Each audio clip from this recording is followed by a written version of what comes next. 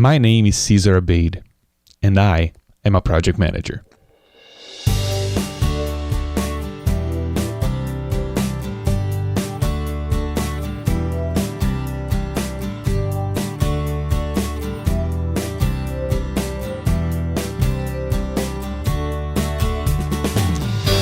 Hello everybody, this is episode 0 of the PM for the Masses podcast. I am so excited to be starting this project. I'm actually standing up right now as I record this.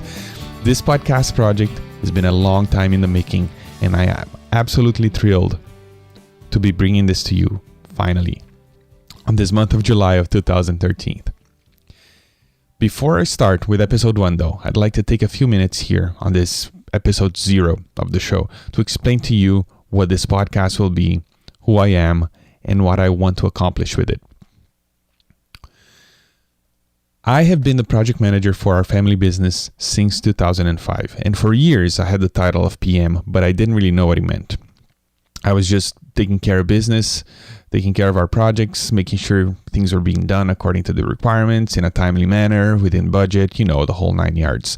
I was basically just doing my best to keep things moving forward, to keep all the balls in the air, to keep the plate spinning. You choose your metaphor. Just going along. And what happened is in 2009, as you know, there was we were living the bottom of a recession here in North America. And on top of that, as I mentioned, I work for a family business, and my father, who was also my boss, had a massive stroke. And all of a sudden, I was living in pretty scary times. And one of the things I realized is, in case the company didn't make it, I had to face that reality that could happen. In case that happened, my expertise and the service that we provided was so unique that my skill set would be hard to transfer to another job. And I started to have this fear that I was not employable, and just in case the company didn't make it, it would be hard for me to find a job. So just as a precaution, I decided to take some steps to make myself more marketable, just in case.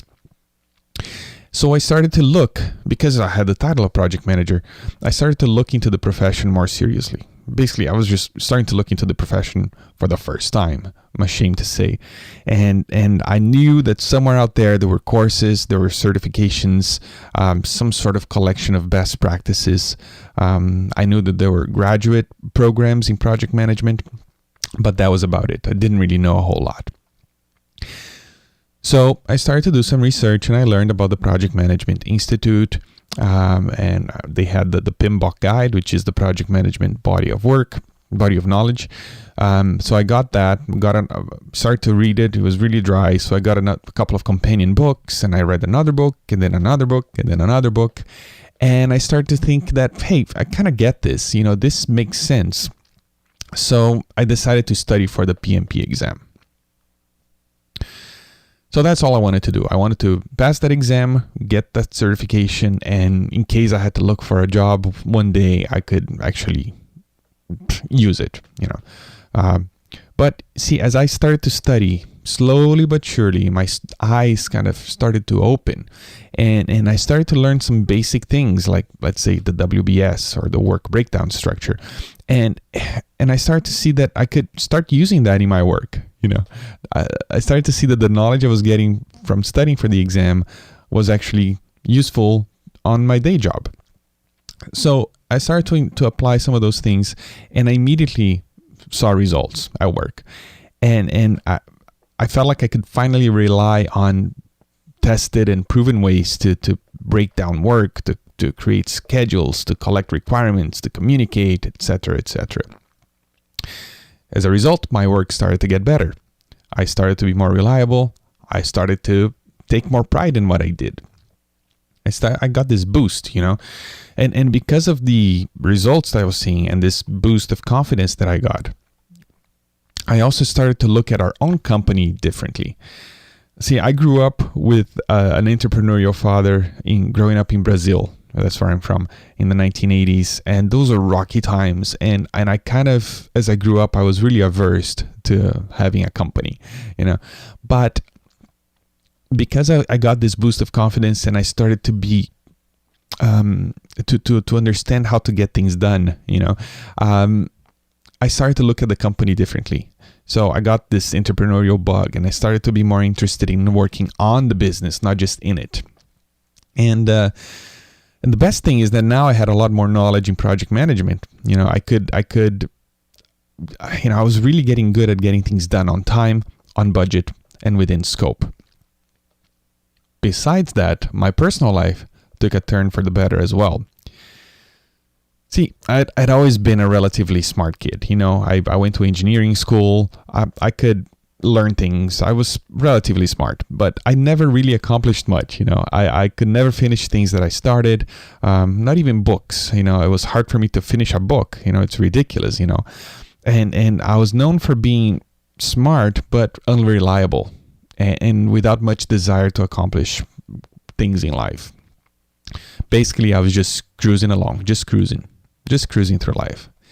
But once I learned how to break projects down into manageable chunks and how to plan the work and work the plan, all those things, all of a sudden, my life started to move forward.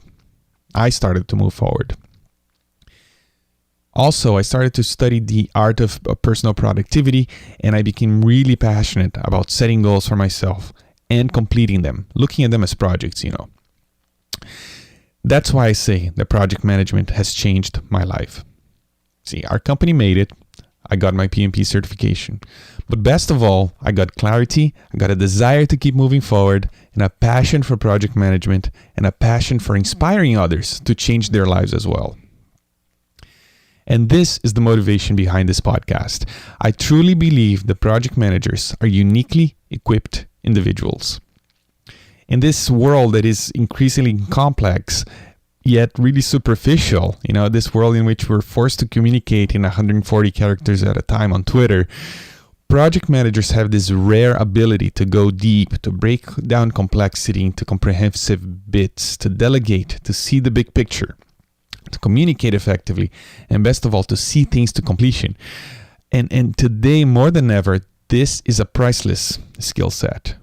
This is really, really important. And the PM for the Masses podcast will inspire you as a project manager or as an aspiring project manager to make use of this skill set to move your life forward. You, more than any other professional, us more than any other professionals, we have what it takes to get the promotion or to get a better job or to open that consultancy business or to write that book or to do whatever it is that you want to do. Besides sharing my own journey here on the PM for the Masses podcast, I will also speak with other successful project managers and some names that you may already know, might recognize. I will ask them about their expertise and share it with you. But also, I will ask them to share with us how they became the successful project managers that they are. I will look at their success as a project, and I'll try to break it down so we can emulate and learn from their journey and maybe take similar steps and to accomplish our goals. See, our lives, our careers, they have a beginning, they have an end. They produce a unique result. Our lives, the way I see it, they are projects, and we are the managers. I really want to inspire you to see this and take action to live life more intentionally, planning your work and working your plan. I want to inspire you to see that our careers are truly in our hands, and as a project manager, we are uniquely equipped to make of it what we want. Now, I also want to be my own guinea pig here. See, I'll be on the show, I'm going to be talking about stepping out of the, thinking outside the box, standing out, doing something different. And this is not my first podcast. I've been the host for the Construction Industry podcast for the last couple of years. And while doing that, I realized that creating media and creating content on the internet is one of my strengths. So with this podcast, I'm basically drinking my own Kool-Aid. I'm taking a bold step to rub shoulders with some of the most successful project managers in the world. And I'm stepping out of my comfort zone and using one of my strengths to stand out from the crowd. Okay, so this is the principle. Learn your strengths, invest in them, do something outside the box, and stand out. Okay, so I want you to see what will happen to me and my career as I do this. I have no idea what that is. But I want to prove to you that when you find your strength and use it in a smart way, wonderful things will start to happen. And as I said, I don't know what they are right now as I embark on this journey, but I'm absolutely sure that great things will happen to me and my career as a project manager, and I want to share that with you. So at the very least, I want this podcast to be an inspiration to you. And if you let's say this podcast is not for you, I want you to let's say you don't think it's good or you don't think it's for you. I want at the very least I want for you to think that when you see the things that will happen to my career and to my life because of this podcast, at the very least I want you to think, well, if he can do it with that podcast, so can I. Okay, so here's the deal. 3 points I'd like to bring up right now. Number 1, the PM for the Masses podcast will be mostly an interview type of show. So I'm going to bring you some of the top names in project management today, and I really pick their brains. Okay, we will learn from them about their expertise, but also we're going to learn how they made it, if it's applicable for that guest. Number 2, this podcast series is a project. Okay, there's so many podcasts out there that fade away. They pod fade. The people start making them and then they fade out. I don't want this to happen here. So I am promising you that this podcast as a project will have a beginning and an end. So I promise you right now 20 episodes. But that's not to say that I won't produce any more episodes after that. So if I see that this podcast is popular and it's accomplishing the goals that I want to accomplish and I feel inspired to continue, I might do it. I might continue further. So we will see. And number 3, for all this to happen, I really need your input. So the best thing you can do right now is to leave me a review in iTunes and let me know what you think. Let me know what you'd like to see on the show. Keep me honest. I'm really doing this to add value to our profession. This is really my motivation here. And I want to make sure that I'm hitting the spot. Okay. So the only way to find out is to hear from you. So if you wouldn't mind, just after you listen to a few episodes and you have an opinion about the show, just go to iTunes, leave me a review there. I would really appreciate that. So that's it. I really hope that you enjoyed this show. It is really a work of love on my behalf here. And without any further ado, here's episode 1 of the PM for the Masses podcast. Here we go.